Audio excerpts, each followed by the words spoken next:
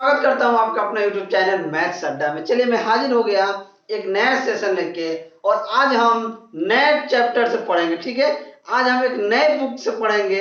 वो क्या है? दी प्लेटफॉर्म बुक का, दी प्लेटफॉर्म का एक बुक आया हुआ है, एनटीपीसी वॉल्यूम 4। एनटीपीसी वॉल्यूम 4 करके आया है, वॉल्यूम 4। उसी से हम मैथ करने वाले, उससे हम मैथ करने वाले हैं। ठीक है, हम क्या करने वाले हैं? मैथ करने वाले हैं। ये रुक्मिणी प्रकाशन का आता है, रुक्मिणी प्रकाशन का आता है। ठीक है, ये जो बुक आया हुआ है, ये कहा जा रहा है कि जो 28 दिसंबर से एनटीपीसी का जो एग्जाम हो रहा है, बिल्कुल उसके पैटर्न पे इसको बनाया गया है। तो चलिए इसका भी कुछ क्वेश्चन करिए लेते हैं। तो चलिए, अगर आप हमारे चैनल पर नए हैं तो चैनल को सब्सक्राइब कर लें और वीडियो को अंत तक देखें ताकि आपको उसका फायदा मिल सके। अगर आप अभी तक हमारा टेलीग्राम चैनल ज्वाइन नहीं किए हैं तो उसका लिंक डिस्क्रिप्शन में दिया गया है, आप वहां से जाके ज्वाइन कर लें। क्वेश्चन देखते हैं, क्वेश्चन नंबर 26। क्वेश्चन नंबर 26 कह रहा है कि एक निश्चित राशि को 6:5 के अनुपात में दो भाग में बांटा जाता है। किस अनुपात में बांटा जाता है? 6:5 में दो भाग में बांटा जाता है, विभाजित किया जाता है। यदि पहला भाग 650 रुपया है तो कुल राशि क्या होगा? यानी 6 का जो मान दिया हुआ है वो 650 रुपया दिया हुआ है।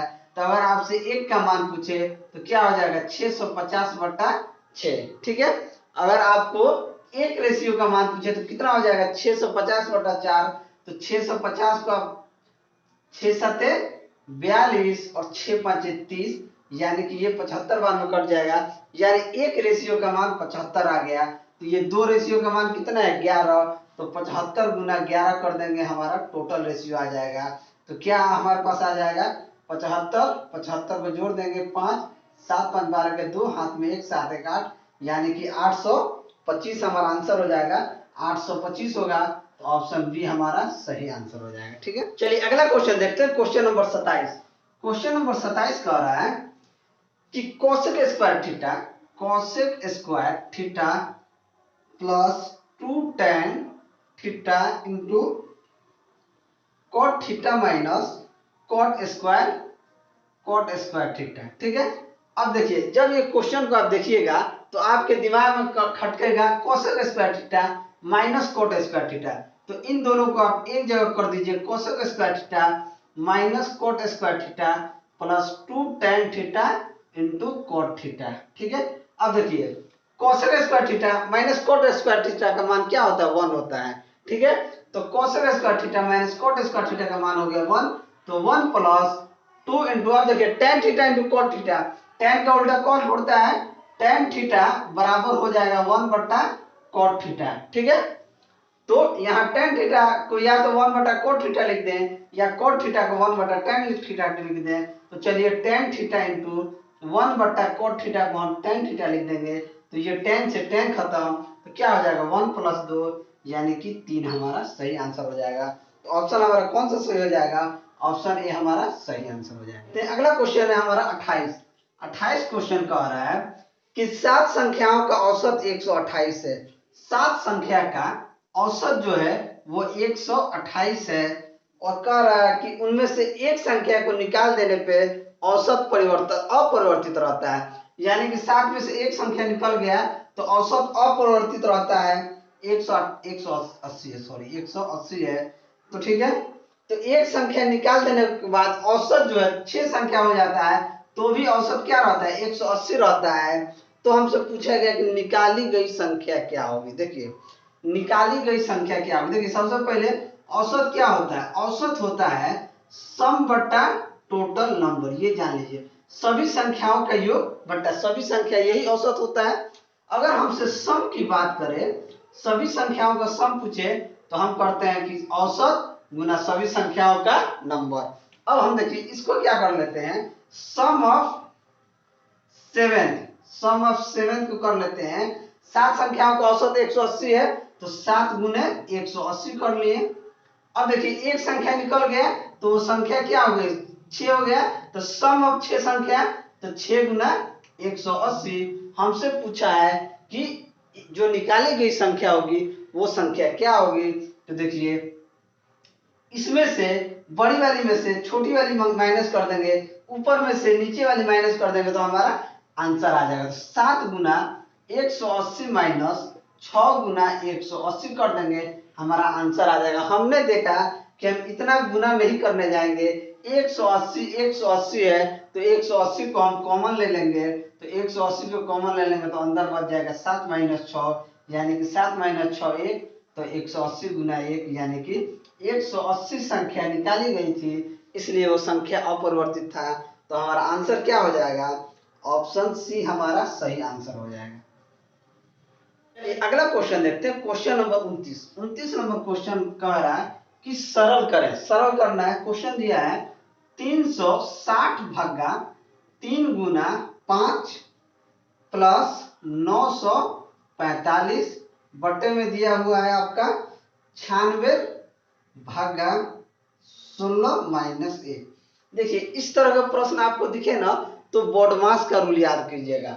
बोडमास साहब कहते हैं कि सबसे पहले आप ब्रैकेट का काम कीजिए, ब्रैकेट ना हो तो आप यानी का काम कीजिए, का माने गुना, और डी माने डिवाइड यानी कि भाग का काम कीजिए, एम मतलब क्या? मल्टीप्लिकेशन यानी कि गुना का काम कीजिए, और गुना के बाद आइए तो उस संख्या को जोड़िए, उस संख्या को जोड़ने के बाद ही घटाइए। ये आपका बोडमास साहब कह के गए हैं। अगर बोडमास साहब के रूल को नहीं फॉलो कीजिएगा तो आपका क्वेश्चन हो जाएगा गड़बड़। तो इसलिए चलिए सबसे पहले इसमें हम भाग का काम कर लेते हैं। तो 360 को 3 से भाग देंगे तो हमारे पास क्या बचेगा? 120, फिर गुने में 5 प्लस 945, नीचे है 96 भागा 16, तो 16 को 96 से भाग देंगे तो 6, तो 6 माइनस 1। अब इसको जोड़िए, 120 गुना 5 यानी कि 600 प्लस 945 बट्टे में 6 में से 1 गया, क्या हो गया? 5। अब इसको जोड़ दीजिए, 600 प्लस 945 यानी कि 1545 भागा 5, यानी कि आप 5 15 15 45, 309 आपका सही आंसर हो गया। तो ऑप्शन सी आपका सही आंसर। देखते हैं क्वेश्चन नंबर 30। क्वेश्चन नंबर 30 कह रहा है कि यदि x बराबर 0.767676 ऐसे ही है तो x का भिन्न संख्या में मान क्या होगा? देखिए 0.7676 जो संख्या बार बार रिपीट कर रहा है वही 767676 रिपीट कर रहा है, तो हम इसको x बराबर 0.76 का बार लिख देंगे। और जब बार चढ़ गया तो हम क्या लिख देते हैं भाई? इसको लिख देते हैं 76/99, यही आपका आंसर हो गया। ठीक है, तो आपका आंसर क्या हो गया? ऑप्शन बी आपका सही आंसर हो गया। क्वेश्चन देखते हैं, क्वेश्चन नंबर 31। क्वेश्चन नंबर 31 कह रहा है कि एक ट्रेन को 396 मीटर लंबे पुल के एक छोर पर स्थित सिग्नल को पार करने में 49 सेकंड लगता है। सिग्नल को पार करने में 49 सेकंड लगता है। यदि ट्रेन को पुल का पार करने में 85 सेकंड समय लगता है तो ट्रेन की लंबाई क्या होगी? मान लीजिए ट्रेन का लंबाई हमने मान लिया, ट्रेन की लंबाई हम मान लिए x मीटर है। ठीक है, ट्रेन की लंबाई हमारे पास x मीटर है। ठीक है, अब देखिए कह रहा है कि 49 सेकंड में एक सिग्नल को 49 सेकंड में पार कर जाता है। तो मान लीजिए कि ये x चाल की x मीटर का ट्रेन है, वो एक सिग्नल को 49 सेकंड में पार कर गया, तो ये टोटल दूरी बटा ये समय बराबर। अब क्वेश्चन में कह रहा है कि 396 मीटर लंबे पुल को, तो 396 मीटर लंबे पुल को जब पार करेगा तो 396 मीटर का मान लीजिए ये पुल है। ठीक है, ये पुल बना हुआ, ठीक है, ये पुल है। तो जो ट्रेन जब आएगा तो ट्रेन का भी तो लंबाई होगा, तो ट्रेन अपना लंबाई और पुल के लंबाई को टोटल पार करेगा। बात को समझिएगा, कंसेप्ट यही है। ठीक है, तो ट्रेन का लंबाई और पुल का लंबाई क्या हो जाएगा? जुड़ जाएगा। तो क्या यहाँ पे हो जाएगा? इसको कह रहा है कि x प्लस आपका पुल का लंबाई कितना दिया हो? 396 मीटर को ये कितना देर में पार करता है? तो ये पार करता है 85 सेकंड में। तो समय हमारा 85 सेकंड है। क्रॉस मल्टीप्लाई कीजिए और इसका आंसर निकालिए। ये हो जाएगा 85x बराबर 49x प्लस 49 गुना 396। ठीक है, अब 85 में से 49 इधर आके क्या हो जाएगा, माइनस हो जाएगा। तो 85x माइनस 49x बराबर 49 गुना 396। तो 15 में से 9 गया 6 और 7 में से 4 गया 3, 36x का मान 49 गुना 396 रहे।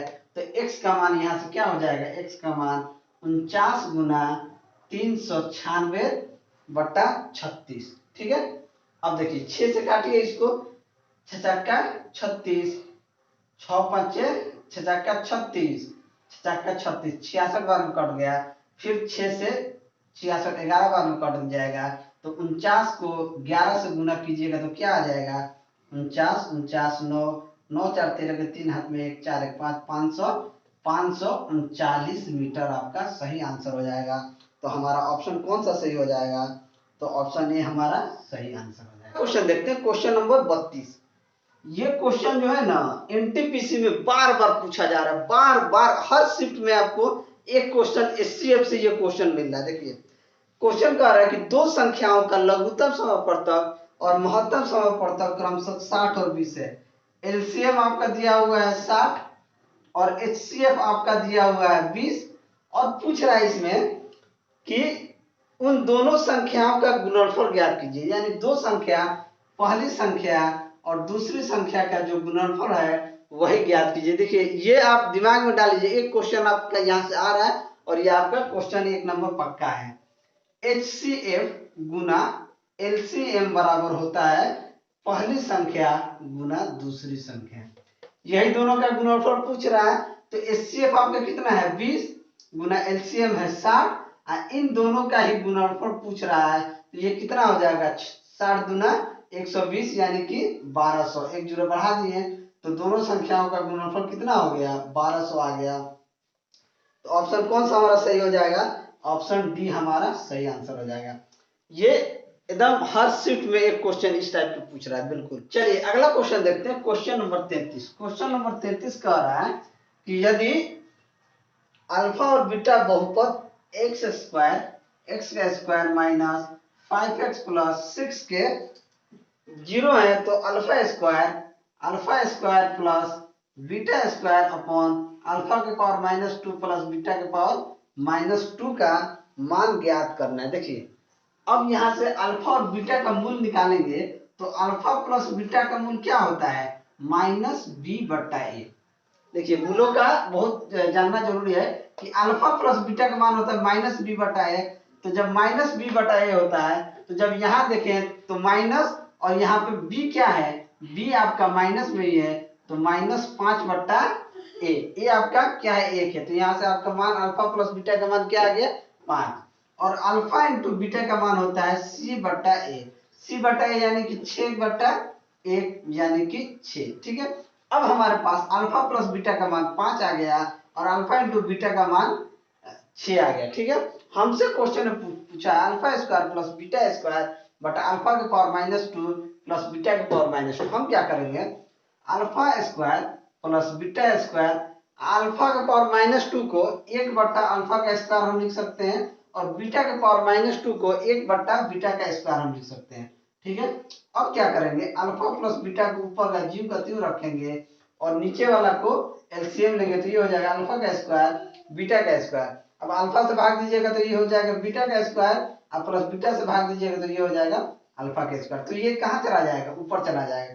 ये ऊपर जाके अल्फा स्क्वायर बीटा स्क्वायर हो जाएगा और ये आपका बच जाएगा alpha square plus beta square बटे में alpha square plus beta square. अब alpha square plus beta square, alpha square plus beta का स्क्वायर ये दोनों कट जाएगा, आपके पास क्या बच जाएगा, अल्फा का स्क्वायर बीटा का स्क्वायर। तो चलिए अल्फा और बीटा का क्या हो जाएगा, अल्फा और बीटा का स्क्वायर इसको हम लिख सकते हैं। तो देखिए अल्फा और बीटा का मान कितना है, 6 दिया हुआ है तो 6 का स्क्वायर कर देंगे तो ये क्या आ जाएगा, 36 हमारा आंसर आ जाएगा। तो ऑप्शन हमारा कौन सा सही हो जाएगा, तो ऑप्शन ए हमारा सही आंसर हो जाएगा। Question number 34। क्वेश्चन नंबर 34 कह रहा है कि दिए गए समांतर चतुर्भुज ABCD में कोण ABC का मान ज्ञात कीजिए। ठीक है। एक समांतर चतुर्भुज हमारे पास दिया हुआ है, ठीक है, इस तरीके से। ठीक है। हमसे बोला गया है कोण A यहाँ पे दिया गया है 9x प्लस 5, कोण बी, कोण बी, कोण सी, इसका मान दिया हुआ है 16x, ये कोण डी। ठीक है, इसको हम बढ़ा देते हैं, मान लीजिए ए बी सी डी, हम इसको ई मान लेते हैं और इसको एफ मान लेते हैं। ठीक है, तो हमसे पूछा है कि कोण ए बी सी का मान क्या होगा। देखिए इस त्रिभुज चतुर्भुज में हम देखते हैं, अगर कोण बी ए ई का मान देखूं, कोण बी ए ई का मान हमारे पास कितना दिया हुआ है 9x प्लस 5, इसका दिया कोण बी ए ई का मान 9x प्लस 5।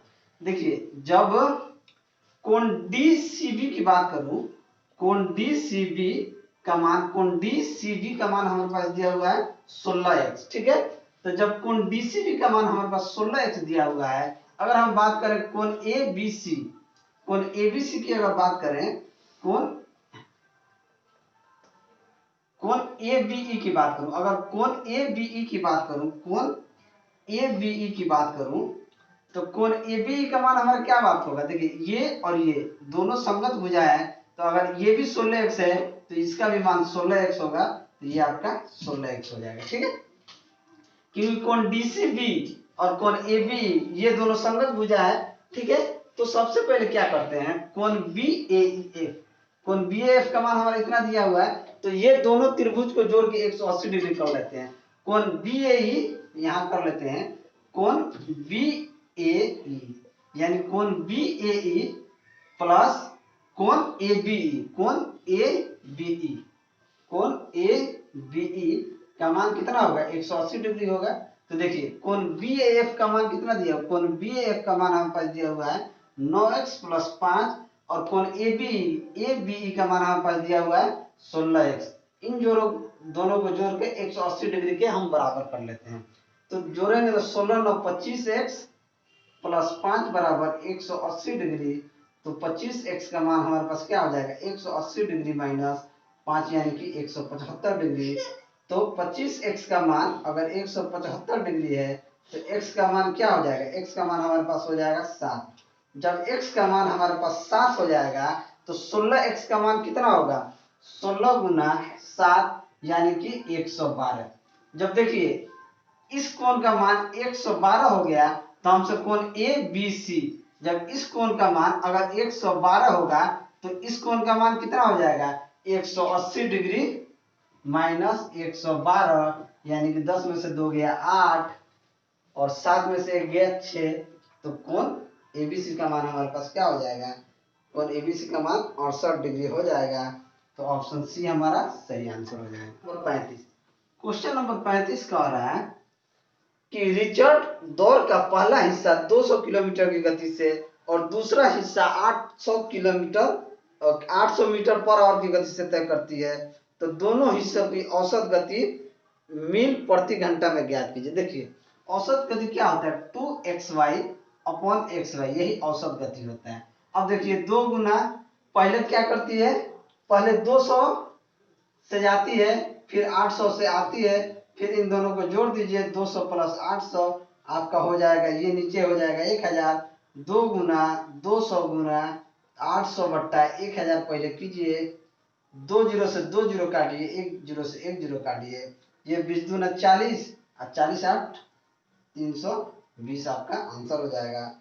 तो ऑप्शन कौन सा सही हो जाएगा, ऑप्शन डी आपका सही आंसर। क्वेश्चन देखते हैं क्वेश्चन नंबर 36। क्वेश्चन नंबर 36 हम देखते हैं, क्वेश्चन नंबर 36 में कह रहा है कि निम्नलिखित में से कौन सी संख्या 12 से विभाज्य होगी। ऑप्शन दिया है आपको 1320, ऑप्शन बी आपका दिया हुआ 1321, ऑप्शन सी आपका दिया हुआ 1323, ऑप्शन डी आपका दिया हुआ है 1322। ठीक है, जब आप ऑप्शन देखेंगे तो ऑप्शन बी और सी तो ऐसे ही नहीं होगा। ठीक है, अब देखिए जो 12 से विभाज्य करना है इसका मतलब है वो संख्या 4 और 3 दोनों से विभाज्य होगा। तो 4 और 3 दोनों से विभाज्य होगा तो पहले ऑप्शन ए ही लीजिए। अगर आप 1320 को ऐसे भी विभाज्य कीजिएगा तो 12 एकम 12, 13 में से 2 गया 1, 12 12 एकम 12, यानी कि ये 110 बार में विभाज्य हो गया। तो ऑप्शन ए ही आपका सही आंसर हो गया। ये छोटा संख्या है तो आप इस तरीके से भी कर सकते हैं। क्वेश्चन नंबर 37, क्वेश्चन नंबर 37 कह रहा है कि एक चतुर्भुजाकार मैदान की भुजाओं का अनुपात 2:3:4:5 दिया गया है और परिमाप 105 सेंटीमीटर दिया। इसका जो परिमाप है वो 1050 सेंटीमीटर दिया हुआ है, 1050 सेंटीमीटर दिया हुआ है। तो सबसे छोटी भुजा की लंबाई ज्ञात कीजिए। सबसे छोटी भुजा हमसे पूछा है, तो चलिए मान लीजिए पहली भुजा 2x, दूसरी 3x, तीसरी 4x, चौथी 5x का परिमाप हमारे पास 1050 है। तो इन सभी को जोड़ दीजिए, 2 3 5 4 9 5 14, 14x का मान 1050 है। तो x का मान क्या हो जाएगा, 1050 बट्टा 14। ठीक है, तो जब 1050 को आप भाग देंगे 14 सते 98, 14 सते 98 होगा तो आपका शेष आएगा 7 और 14 5 70, यानी कि ये x का मान आपका 75 आ गया। जब x का मान आपके पास 75 आ गया तो सबसे छोटी भुजा क्या है, 2x है। तो 2x क्या हो जाएगा, 75 गुना 2 यानी कि 150 सेंटीमीटर का हो जाएगा। तो हमारा आंसर क्या हो जाएगा, ऑप्शन डी हमारा सही है। क्वेश्चन देखते हैं, क्वेश्चन नंबर 38। क्वेश्चन नंबर 38 में ये एक डीए का ग्राफ दिया हुआ है। हमसे पूछ रहा है कंपनी एक्स द्वारा वर्ष 2001 और 2002 में निर्मित वाहनों की संख्या में अंतर बताइए। एक्स का 2001 और 2002 में, जब आप देखेंगे कंपनी एक्स का 2001 की मैं बात करूं तो 2001 में कंपनी का कितना है, 73 है, और 2002 में आपका कितना है, 2002 में 77 है। तो इन दोनों का अंतर क्या हो जाएगा, 77 माइनस 73 यानी कि 4। तो हमारा ऑप्शन क्या हो जाएगा, ऑप्शन सी हमारा सही आंसर हो जाएगा। ठीक है, अब देखिए 39 में क्या कह रहा है। 39 में पूछ रहा है कि कंपनी एक्स और वाई, कंपनी एक्स और कंपनी वाई के बीच उत्पादन का अंतर दिए गए वर्षों में किस वर्ष सबसे कम था। एक्स और वाई में देखिए 2001, 2002, 2003, 2004, 2005 और 2006। ठीक है, इन दोनों में एक्स और वाई का देखिए, वाई में 171 और 73, तो 11 में से 3 गया 8 और 16 में 7 गया 9, 98 इसमें है। 2002 के बात करूं तो 130 में से 77 माइनस कर दीजिए तो 10 में 7 गया 3 और 12 में 7 गया 5, 53। 2003 की मैं बात करूं तो 180 में से 85 को माइनस कर दीजिए तो 10 में से 5 गया 5 और 13 में से 8 गया 8, 55। 2004 की मैं बात करूं तो 139 में से आप 98 को माइनस कर दीजिए तो 9 में से 8 गया 1 और 13 में से 9 गया 4, 41। 2005 की मैं बात करूं तो 129 में से 63 को माइनस कर दीजिए, 9 में से 3 गया 6 और 12 में से 6 गया 6। और 2006 की मैं बात करूं तो 134 में से 70 माइनस कर दीजिए तो ये 4 और 13 में से 7 गया 6, 64। अब देखिए सबसे कम किस वर्ष में, 98, 53, 55, 41, 66, सबसे कम 41 है। तो 2004 में कंपनी सबसे कम अंतर है। तो हमारा ऑप्शन क्या हो जाएगा, ऑप्शन सी हमारा सही आंसर हो जाएगा। ठीक है, पूछ रहा है कि दिए गए वर्षों में दोनों कंपनियों के कुल उत्पादन में अंतर ज्ञात कीजिए। देखिए 2001 में कितना उत्पादन अंतर है, 2002 में कितना अंतर है, 2003 में कितना है, 2004, 2005 और ये 2006, इन सभी में अंतर कितना है। देखिए तो 171 बट्टे 73 ये आपका 2001 में अंतर होगा। तो 11 में से 3 गया, 11 में से 3 जाएगा तो आपका 8 होगा, 16 में से 7 जाएगा तो 9 होगा। ठीक है, अब देखिए दूसरा 130 में से 77 जाएगा तो देखिए 10 में से 7 गया 3 और 12 में से 7 गया 5। 2003 की मैं बात करूं तो 140 में से 85 को माइनस करेंगे तो 10 में से 5 गया 5 और 13 में से 8 गया 5। 2004 में 139 में से आपका कितना जाएगा, 98, तो 9 में से 8 गया 1 और 13 में से 9 गया 4। और 2005 की हम बात करें तो 129 में से 63 को माइनस करना है, यानी कि 9 में से 3 गया 6 और 12 में से 6 गया 6। और 2006 में 134 में से 70 को माइनस करेंगे तो ये होगा 4 और 13 में 7 गया 6। ये सभी का अंतर आ गया। अब इन सभी को जोड़ देंगे, इन सभी को जोड़ देंगे तो हमारा आंसर आ जाएगा। इन सभी को जोड़ देंगे तो हमारा क्या आ जाएगा, आंसर आ जाएगा। तो चलिए इसको जोड़ लेते हैं, 8 3 11, 11 5 16, 16 1 17, 17 17 और 6 23 और 23 4 27 के साथ हाथ में 2, 9 2 11, 11 5 16, 16 5 21, 21 4 25, 25 6 31, 31 6 37, यानी कि 377 हमारा अंतर हो गया। तो ऑप्शन कौन सा सही हो जाएगा? ऑप्शन डी हमारा सही आंसर हो जाएगा। ठीक है, तो चलिए, अगर हमारा वीडियो आपको अच्छा लगा हो तो वीडियो को लाइक करें, दोस्तों में शेयर करें। अगर आप हमारे चैनल पर नए हैं तो चैनल को सब्सक्राइब करें। मैं ऐसे ही वीडियो लेके आपके सामने हाजिर होता रहूंगा। चलिए, मिलते हैं अगले वीडियो में, तब तक के लिए जय हिंद।